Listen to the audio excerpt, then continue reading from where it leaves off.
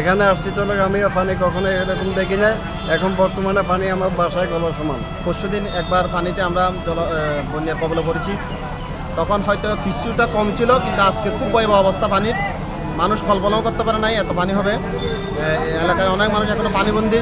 আমরা খাগড়াছড়িবাসী অত্যন্ত পানির নিচে আছি, যেমন মুসলিমপাড়া, শান্তিনগর এবং নিচের বাজার, সবদিমাইয়াপাড়া, সব জায়গায় পানি এখন তো অবস্থা। ইতিপূর্বে আমরা এরকম পানি দেখি নাই। 97 সালে দেখছি, কিন্তু এরকম নয়।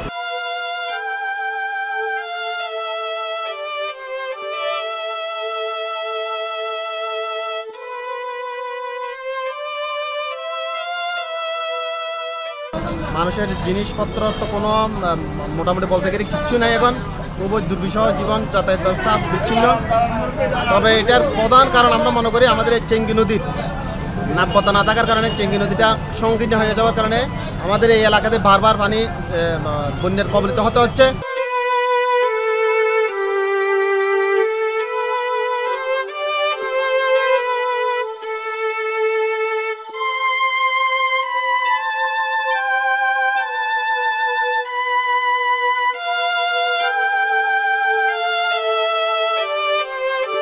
আমরা এখন অত্যন্ত দুরবস্থা আছি, তাই প্রশাসনের কাছে এবং বর্তমান সরকারের কাছে আমাদের আবেদন, বেড়িবাঁধের মাধ্যমে, আমাদের খাল খননের মাধ্যমে আমাদেরকে যাতে একটু রক্ষা করে, এটা আবেদন থাকবে। প্রশাসন মহোদয় যদি এই দিকে একটু নজর দেন, এটার একটা স্থায়ী সমাধান হওয়ার দরকার। আমরা এটা একটা পৌরশহর, এটা পৌরশহরের মধ্যে যদি মানুষ বারবার এভাবে পানি বন্যার কবলে পড়তে হয়, তাহলে এটা কোনোদিনও এটা মানে উচিত নয়। আমরা পৌরসভা হিসেবে এটা চেঙ্গি নদীতে সংস্কার করা দরকার আমরা মনে করি।